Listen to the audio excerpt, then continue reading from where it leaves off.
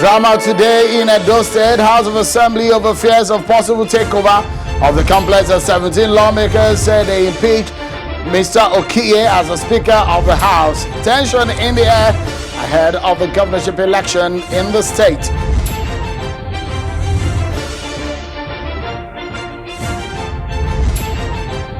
And INEC says it is worried over the possibility of violence ahead of the governorship election in Edo and Ondo State, as the umpire says it will use Nasarawa by-election as experiment for Edo and Ondo polls.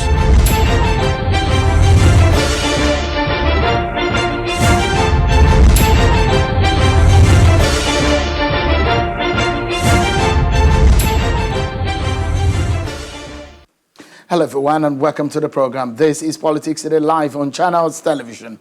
I'm Sean Kimbaloye in Lagos. Tonight, so much drama to talk about, and we're going to break down for what has been happening in Edo State politics and the drama that ensued today in the political mathematics of the Edo House of Assembly. But first, let's tell you some of the concern of the electoral umpire and what they're discussing ahead of some of the elections we're expecting in the coming days. So the chairman of the Independent National Electoral Commission, INEC, says Saturday's by-election in Nasarawa State will be used to test run the commission's preparations for Edo and Ondo governorship elections, since it's the first time the commission is conducting an election in the middle of a pandemic. The INEC chairman, Professor Mahmoud Yakubu, stated this when he led other commissioners in a meeting with stakeholders in Lafayette, the Nasarawa state capital.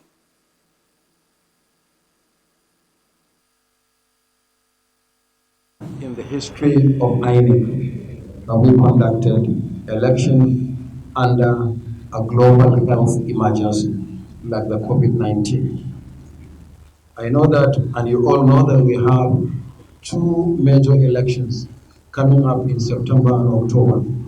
The governorship election in Edo and a similar governorship election in Ondo. We thought before going into these major elections, we should test run some of our preparations for the election in a by-election. And we chose Nasarawa Central State Constituency by-election to test run our preparations for these major elections. The lessons that we learn from Nasarawa will be used not only in fine-tuning the Edo and Ondo governorship elections, but the 15 other outstanding by-elections. We are confident that the peace that Nasarawa is known for will be maintained throughout the electioneering process and the election proper. The Commission has resolved that anywhere election is disrupted will simply withdraw. Let the thugs, if they have the powers under the law, conclude the elections and declare winners. We will not declare winners where elections are disrupted. That is the plans of INEC for that Nasarawa by-election on Saturday. But the umpire said today and sent out stern warning to politicians ahead of the Edo election against issues of violence. INEC in a statement earlier today says it will conduct a free and fair elections, but politicians should not test its resolve, but promises to continue to engage stakeholders ahead of the poll. Now, to our conversation on the drama playing out in Edo State. It's all about the politics there ahead of the election. It all began early this morning when police took over the Edo State Assembly. Some unidentified people removed the symbolic maze from the roof of the building for unexplained reasons. That action followed scenes seen earlier in the day where police occupied the complex in a move purportedly to forestall alleged plans to attack the facility. The heavily armed security operatives, including officials of the Civil Defense Corps, gathered at the entrance of the complex in large numbers, preventing entry into the assembly premises. Governor Godwin Obaseki also visited the facility where he vowed to protect lawmakers. So from that incident that you're seeing right there on your screen, where they're removing that symbolic maze off the roof of the complex of the assembly, which they now say is under renovation. Later on, what we saw was the 14 lawmakers of the Edo State House of Assembly, whose seat had earlier been declared vacant, have been sworn in at a private location in the state. That's the scene there on your screen. The 14 lawmakers alongside 3 others who recently pledged their allegiance to Pastor Osage Ize-Iyamu of the APC claim to have impeached the Speaker of the House, Francis Okiye, and his deputy, Roland Asoro.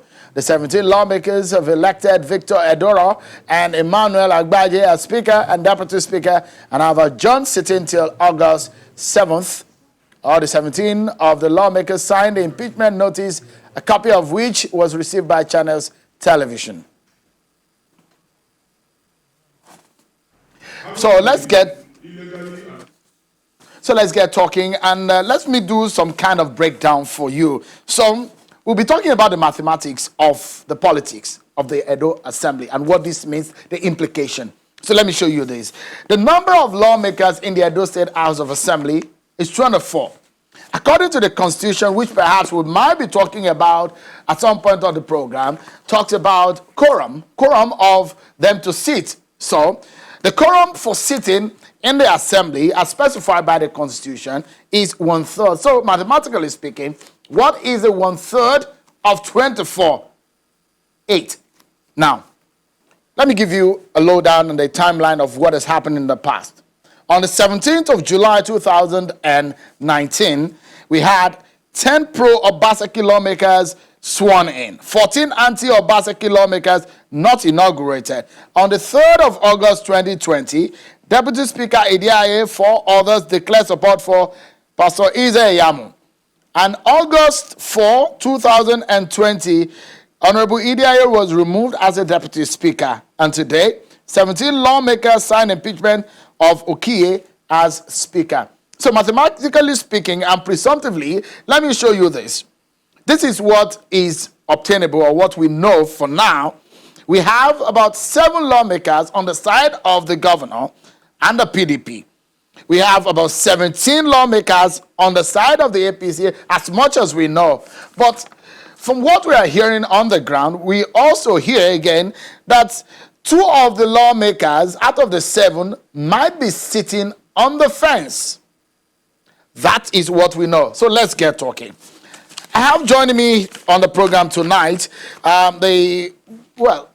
Honorable Okiye, Frank Okiye, who he says 17 lawmakers said they have impeached today, joins me on from Benin City. Thank you so much, Honorable Okiye, for joining us. And a chieftain of the APC, Honorable Cletus Obun, joins me from Abuja. Thank you so much, gentlemen, for coming on tonight. Let me begin with you, Honorable Okiye. 17 of your colleagues said they've impeached you. And obviously, it shows which side of the divide they are on now. What is your immediate reaction to that impeachment move against you? Well, first of all, let me greet you good evening, and good evening to Nigerians that are listening.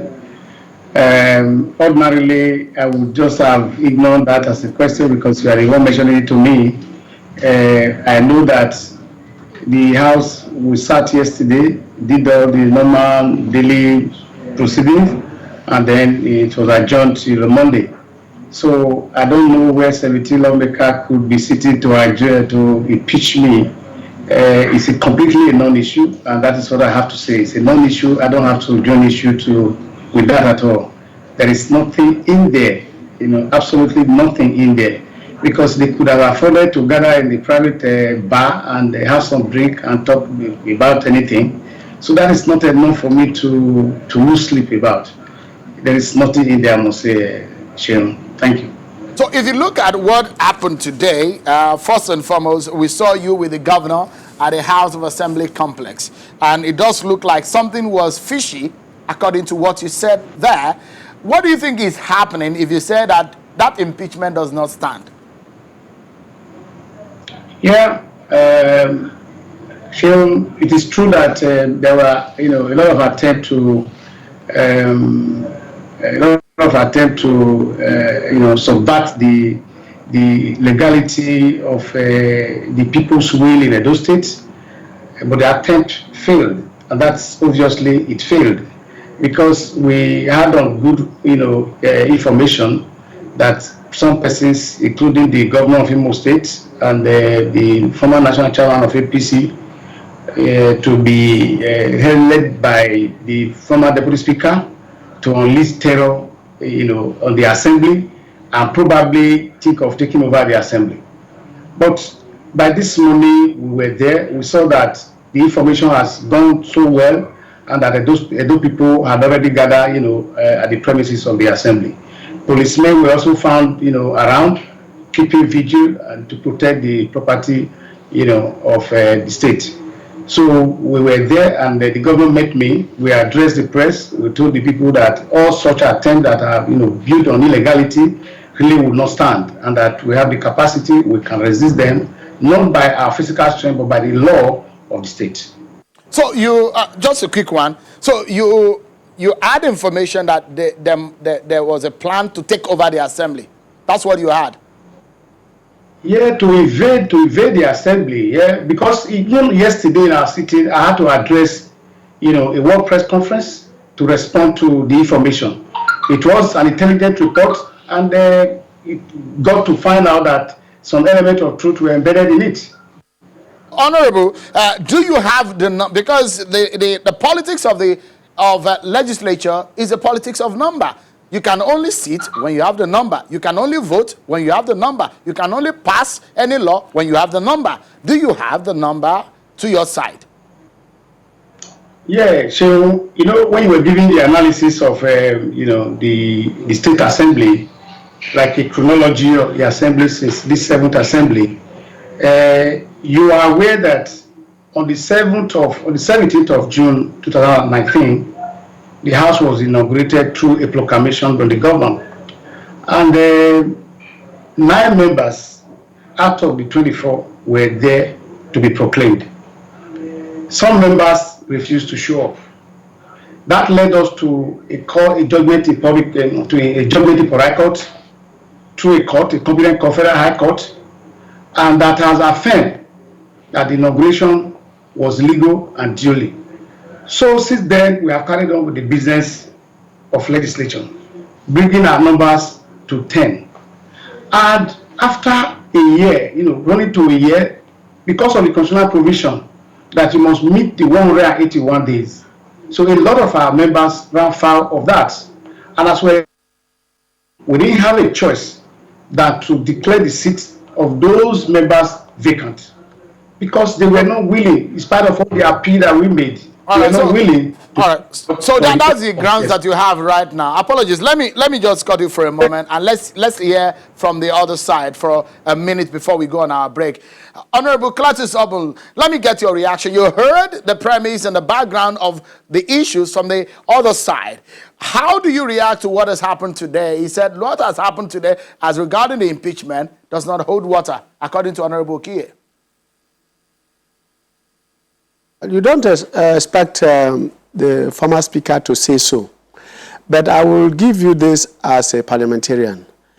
We have had this situation across the country. The courts have had several rulings on this matter, and like you rightly pointed out, it is a game of numbers, especially in parliament.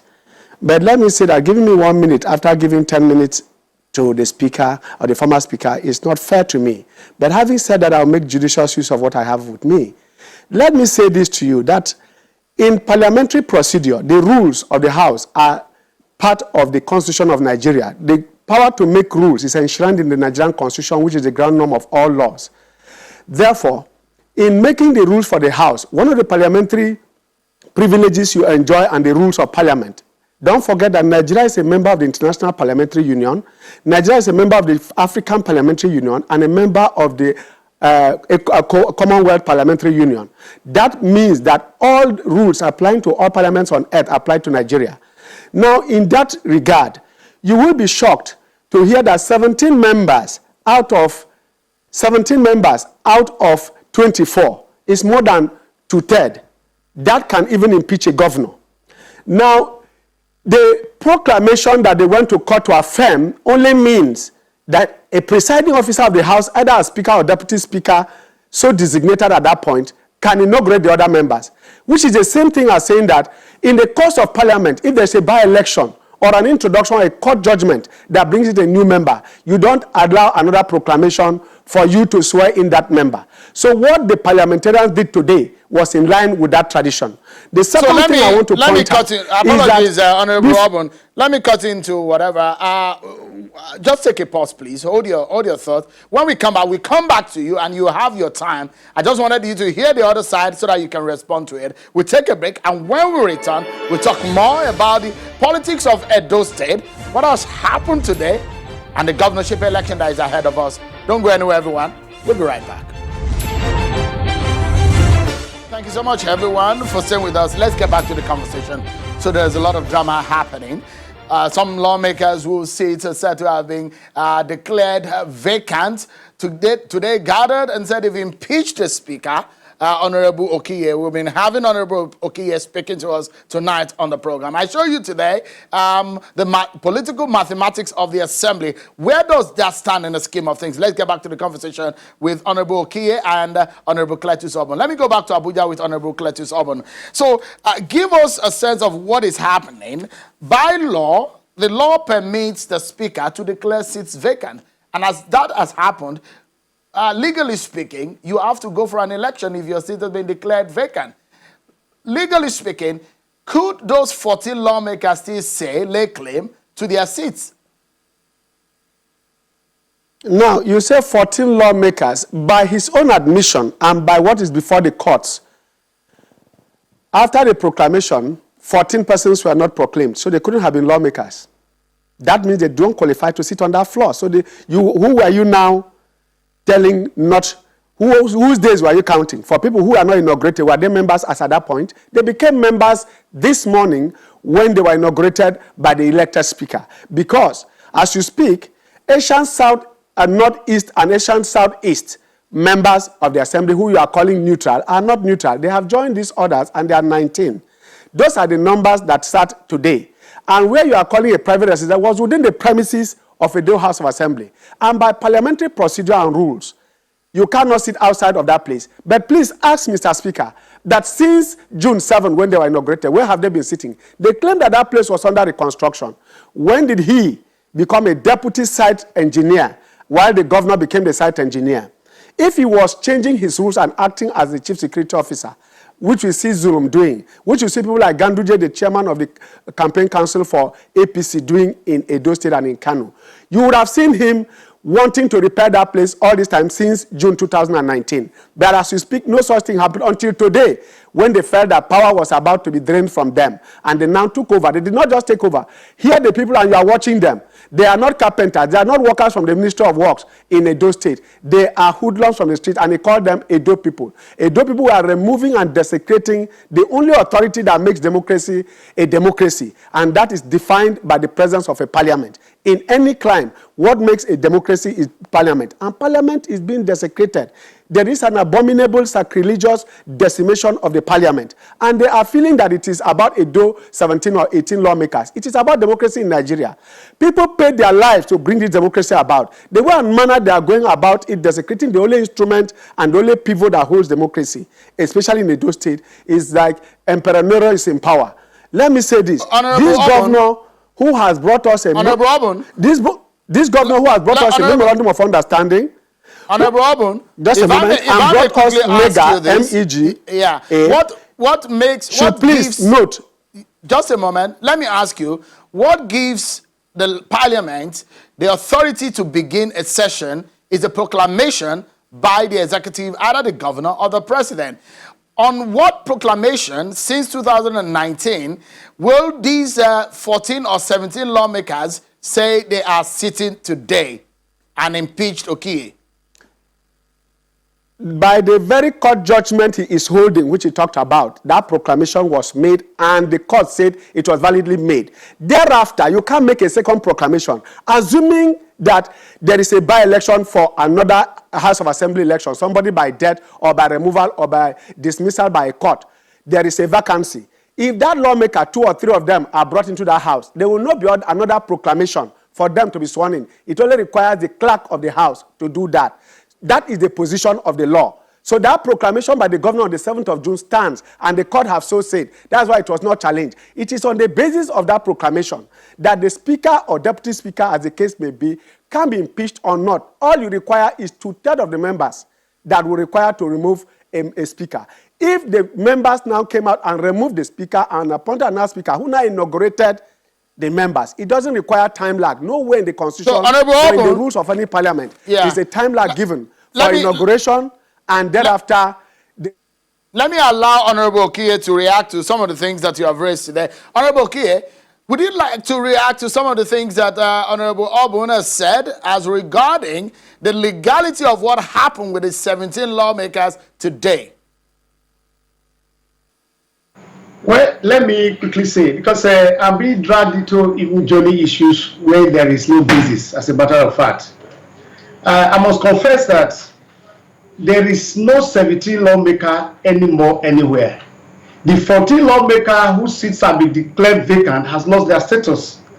So I do not know where they can get the authority to reconvene the House outside the legislative premises.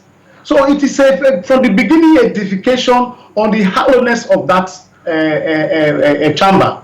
There is no connection between the 14 lawmaker and the present House of Assembly at all. The 10 lawmakers are the one that has constituted the House as of today.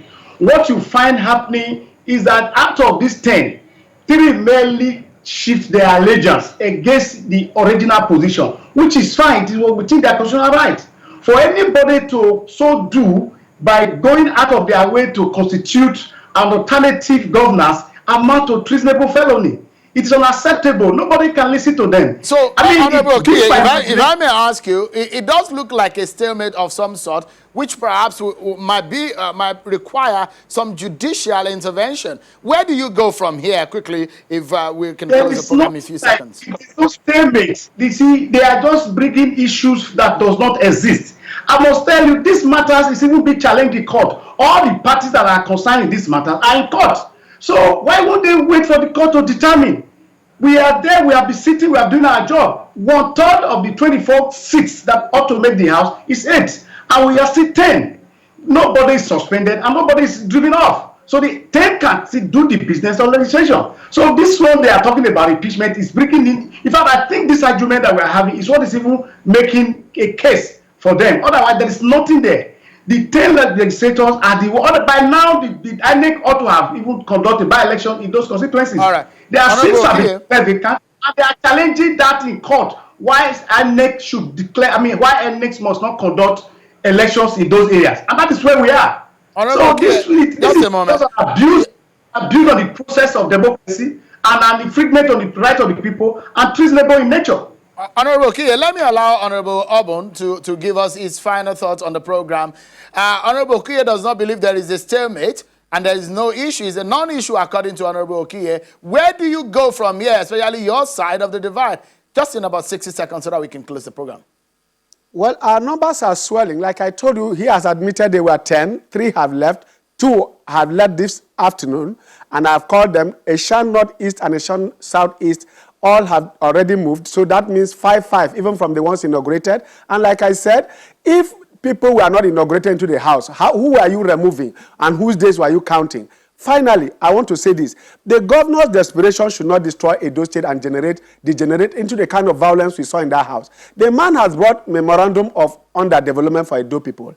He has now proceeded to bring about the movement for the Edo people to go aground anymore, making Edo to be grounded once again. That is the meaning of MEGA. MOU is Memorandum of Underdevelopment. MEGA is making Edo grounded again. This is what is being played out in the House of Assembly, and that is only a symptom of a drowning regime. So the outgoing governor should allow peace to reign, allow voting to take place quietly, and do not rock the boat. The parliament as it stands today is made up of 19 members for APC and 7 members for PDP. All right, we need to close even now. the 7 members have not even become to PDP officially. All right, Honorable Okiye, I'll give you 10 seconds for your final thought. 10 seconds, Honorable Okiye. Yeah, Sharon, you will agree with me that my colleague there is just trying to make up a case. There is nothing that exists here for us to join issues with. The issue that is on ground right now as we speak is that the 10 legislators that are making business for the state are still intact. There is no harm if any legislator choose to divide his opinion by supporting a particular candidate of his choice. They have a constitutional right to do that, and that we have accepted. The issue that had led to the impeachment of Deputy Speaker is not the same thing as removing them. The three are members of the legislature, and for them to remain, to have lost their seat, either they are suspended or whatever, but nothing of such has happened. So we have accepted them, they are with us, and they still have the required number to sit on a daily basis whenever we choose to sit. So this for your thoughts tonight. What they are saying today and what we need to close now. We're definitely out of time. What they did was outside the, I think it's in the private residence of one individual. We are definitely out of time. Thank you so much. Honorable Obun, thank you so much, gentlemen. I appreciate your time tonight. That's our show. Many thanks for watching. Bye-bye, everyone.